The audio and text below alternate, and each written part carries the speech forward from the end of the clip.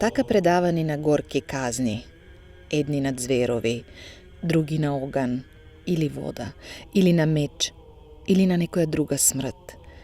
На најжесток начин ги предаваа своите души на Бога. Такви и поголеми од нив страдања трпеле христијаните, додека царувала длабоката ноќ на неблагочестието и на неговите заштитници. Но, христијанскиот крст за да го просвети и доведе до сознание и самото царство, и со тоа да го покаже како вистинско царство, неспособно да робува на глуви и бездушни идоли. Затоа Христос, сонцето на правдата, најнапред испратил некои зраци, предходници на совршената светлина на сознанието, да ја растераат сосема ноќта, да покажат однапред дека е близу денот. Така свети Теофилакт Охридски, именувајќи ги светите 15 тивериополски свештеномаченици како зраци на новиот ден, го започнува житието за нив, од кое всушност и црпиме најмногу податоци за нивниот живот и дело. Она што се знае е дека живееле во 4. век, во времето на Флавиј Јулијан II или уште познат како Јулијан Отпадникот, последниот пагански римски и византиски цар на Константиновата династија. Значењето на светите 15 тивериополски свештеномаченици во зародишот и втемелувањето на христијанството во ерата на паганизмот е несомнено. Особено значајно е сведоштвото на секој еден маченик Христов во времето и во историјата. Тоа всушност е етимолошкото значење на грчкиот збор за маченик, мартирас, буквално преведен значи сведок, оној кој што сведочи. И црквата нема поавтентично сведоштво од мачеништвото. Сега, на вашето прашање соодветен одговор, не знам од денешна перспектива, современиот човек и од перспектива на денешното време во кое што живееме, во кое што апсолутно се релативизира, би можеле да разбереме и да проникнеме во таков еден апсолутен идеал за кој што човек е подготвен да умре. А таков идеал имале мачениците Христови, односно Христос бил нивниот идеал. Тие за него живееле, за него умирале. И еве за делото на светите 15 тивериополски свештеномаченици можеме да зборуваме од перспектива и од мачеништвото на било кој маченик на црквата. Еден голем светител на црквата, епископ Антиохиски, кој што пострадал во Рим, во римскиот Колосеум, тој ги молил своите духовни чедоугледни римјани кои сакале да се застапат пред Сенатот да биде поштеден. Тој им велел, немојте, не го правете тоа. Јас сакам да пострадам за Христос и да бидам сомелен од забите над зверовите како најчиста пченица. А не се грижате за моето страдање, мојата крв ќе биде само семе од кое што ќе никнат уште многу нови христијани. Тоа всушност и се случило со ова сведоштво и со страдање на светите 15 свештеномаченици, не само во Тивериопол и за населението на Тивериопол, туку и за сите околни градови. Така и вели светот Теофилакт Охридски, авторот на нивното житие, дека Тивериопол станал како кула, како светилник за сите околни градови. Тоа е сведоштвото на мачениците е сведоштво за победата на животот над смртта. Мачениците се личности кои што го победиле светот, следејќи му на оној кој што прв го победи светот, Богочовекот Христос.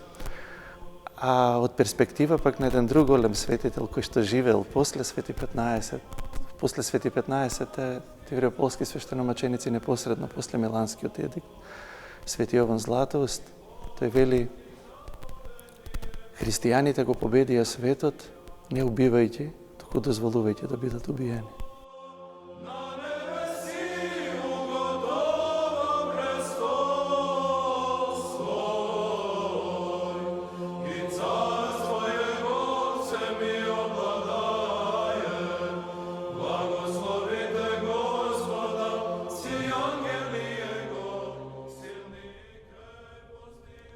Тимотеј и Комасиј, Евсевиј и Теодор. Не можејќи повеќе да гледаат како идолите се почитуваат, го оставиле Солун и се преселиле во Тивериопол, кој лежи на север од Солун и граничи со Илирик. Тука, откако нашле малку слобода, го посеале семето на словото во нивите на душите и обработиле за Христа богата нива со изобилно класие. Освен словото, тие имале и светол живот. Тимотеј станал епископ на Тивериополската црква и со тоа свеќата била поставена на свекникот. Комасиј пак порано бил војник и тоа одличен војник. Војничкиот појас и славата ги оставил на оние кои се предадени на земјата и откако го зел крстот Христов и се облекол во монашка облека, односно оружјето на светлината, го проповедал словото на вистината во Тивериополските села. Евсевиј пак од сребролюбието, како од корен на секое зло се гнасел. И она малку што го имал го раздавал на сиромасите со благост и простодушност и просто кажано, тој бил татко на сираците, помошник на вдовиците, благ, кроток, со еден збор ученик Христов. Теодор пак бил еден од 318 свети и блажени богоносни отци собрани во Никеја, кој го дополнил бројот на тие блажени со што бил удостоен со чин и дар на епископ. Тој ја објавил на Тивериополците светлината на благочестивата и православната вера. И така, не било возможно да биде лага кажаното од Господа дека не може да се скрие град изграден на врв планина, односно, животот на тие свети мажи, поставен на височината на доброделата и издигнат високо над долината на плачот, односно, над минливоста на она што е земно и се влече доле. Но, колку и да се труделе тие да живеат незабележливо, станувале попознати, особено на љубителите на доброто. Петар, Јован, Сергиј, Теодор, Никифор, Василиј, Тома, Еротеј, Даниил, Харитон, Сократ. Сите тие, откако ги просветлиле сите тамошни со светлината на познанието, им ги исцелиле нивните душевни слабости, не ги оставиле неисцелени ни оние кои боледувале од телесни болки. Се што добиле на дари го давале на оние кои имале потреба, барајки само една цена, и тоа најскапата, верата во Христа Семокниот.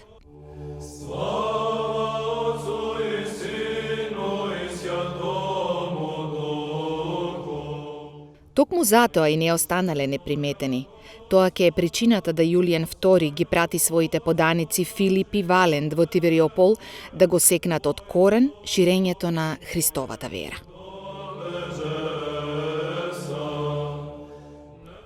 И кога светиите го завршија својот благочестив живот на 28 ноември или 11 декември по новиот календар, нивните чесни тела многу денови стоеле зафрлани безчесно, за да бидат изедени од кучиња, зверови и птици, без да добијат озаконето за општата природа погребение. Но Божијата седражителна десница на оној кој се гледа, ги запазил недопрени и неповредени. Затоа, оние кои што ги гледале се восхитувале на Христа Бога. Но никој не се дрзнувал да пристапи и да ги удостои со погребение, зашто ја имале предвид жестокоста на Валента и Филипа. Но откако овие се вратиле повторно во Солун, христијаните кои се здобиле со малку слобода, се собрале, ги подигнале со почести чесните тела на мачениците, како што прилегало, ги завиткале во чисти плаштаници и откако ги извршиле сите служби кои што ги налага законот на христијаните, со свеки и кадење ги положиле во Тивериопол, секого во посебен ковчег, на кој било напишано името на секој од нив, каков живот водел и каков чин имал во Христа.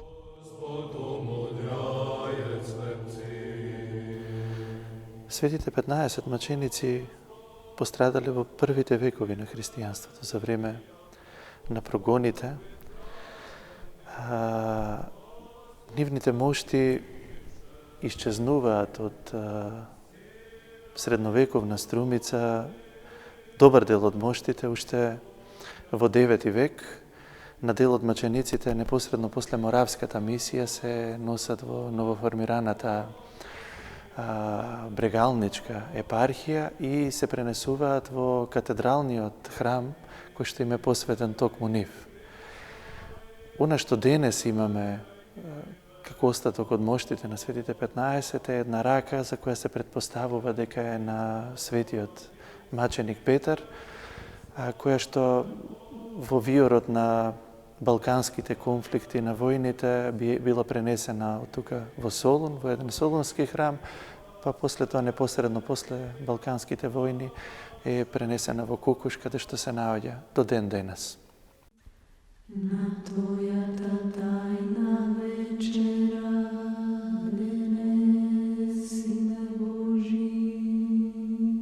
Еден од светиите, по име Петар, искрено обземен од божествената ревност, се спротиставил на тираните, извикувајќи зборови по нив.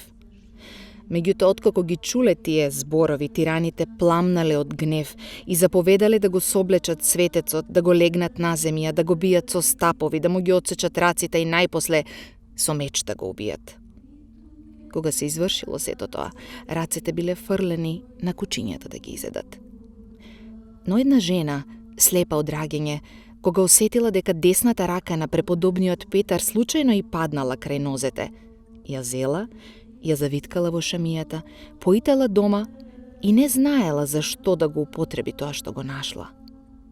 И што се не правела? Ја целивала, ја прегарнувала, си ја полагала на очите и во еден час и се отвориле очите. И кога ја видела светлината, со висок глас ја објавувала силата на Христа и на неговите светии и на секој што го прославува Бога. Откако изминале неколку дена, жената достојна за светлина ја зела раката и отишла во Великиот Солун. Та имала намера ова скапоценост да ја положи на честното место. Го нашла се честниот храм на добропобедната маченица Анастасија и таму ја положила раката. Тоа се случило со честната рака на светецот.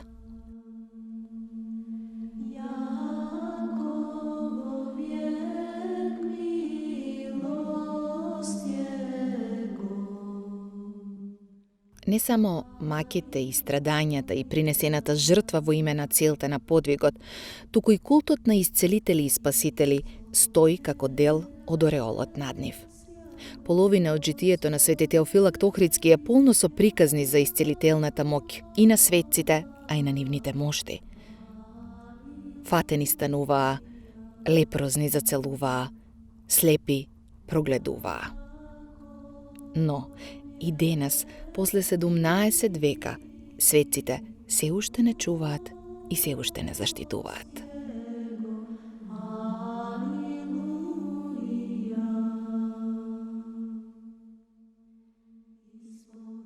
Секако дека постојат. Црквата е место, односно поточно литургиското собрание на црквата е место каде што Бог се пројавува. А таму каде што се јавува Бог, се надминуваат законите на природата, што воедно е дефиниција за она што ние го нарекуваме чудо. Светите на црквата, светите маченици, светите 15 маченици се благодатни личности, обдарени со неизмерна благодат Божија и самите тие се рефлексија на несоздадените енергии Божји, кои што ги даваат и ги рефлектираат на сите оние кои што ним им се обраќаат или заедничарат со нив. Она на што јас би се задржала воедно да биде одговор на вашето прашање не е некое конкретно чудо кое што би не импресионирало, секако дека има и такви непрекидно, речиси 2000 години, од и светите 15 маченици се постојано такви какви што пееме во нивниот ропар, исцелители на болните, утешители, лекари и така натаму. Но она што лично за мене е најголемо чудо, а во што и самиот се уверив кога пред повеќе од 20 години дојдов прв пат во Струмице и овде на местото каде што пострадале светите 15 тивериополски маченици е личностниот однос. Личностниот однос со светите 15 од луѓето кои што живеат во Струмица. Пред се од постарите струмичани, побожни струмичани кои што некои од нив не се веќе меѓу нас, тие се во Царството Небесно. И тоа за еден млад човек кој што го бара Бог исклучително важно да види едно такво сведоштво на таков љубовен, личносен однос со светите на црквата. Тоа за мене беше најголемо чудо кое што сум го доживеал како млад човек, тоа сите ние го чувствуваме, кои што доаѓаме тука во храмот на светите 15 и на местото каде што тие пострадали и го осветиле. И мислам дека за нас струмичани нема посвето место на светот од ова место.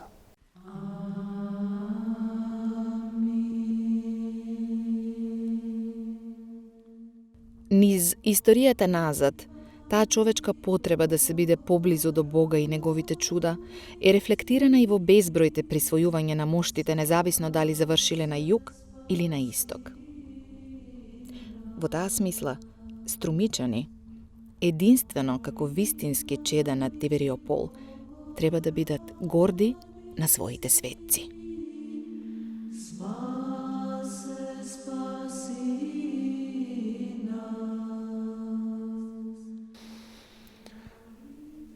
Кога зборуваме за човековата историја, не може човек да не биде реален.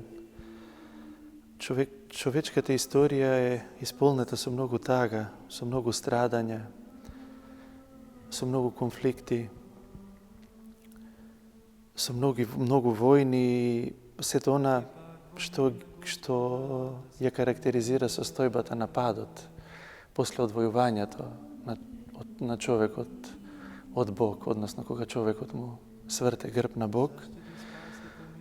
И единствена утеха во сето тоа согледување е Богочовекот Христос кој што продре од вечноста во времето и во историјата и е единственото убаво нешто што се случило во човечката историја.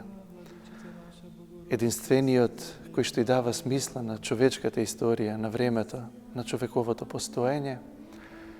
А и токму тоа е личноста која што ја препозна и за која што се фатија светите 15 тивериополски свештеномаченици како единствено нешто вредно за кое што вреди човек да се фати во овој свет.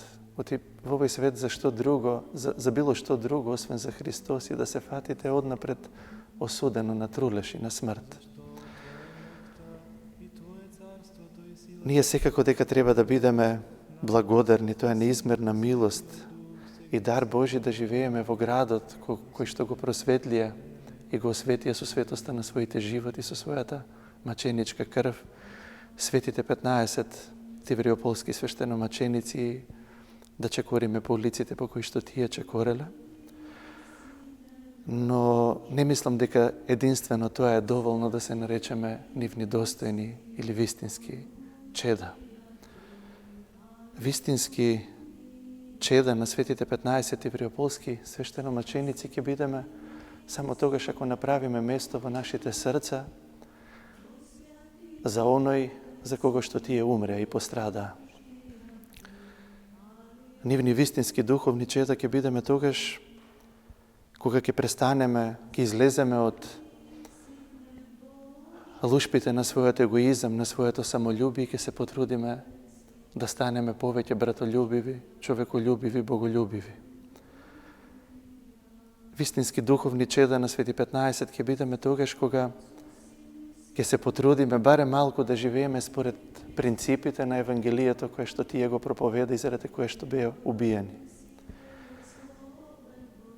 И да не должа многу, има уште многу што да се каже, да се набројува, што би не окарактеризирало нас, современите христијани, современите струмичани, како достојни чеда на Светите 15, не е доволно и ова, да бидеме Христови, да бидеме христијани и Бог секи ни даде што ни е потребно и за овој живот и за нашето спасение по нивните свети молитви.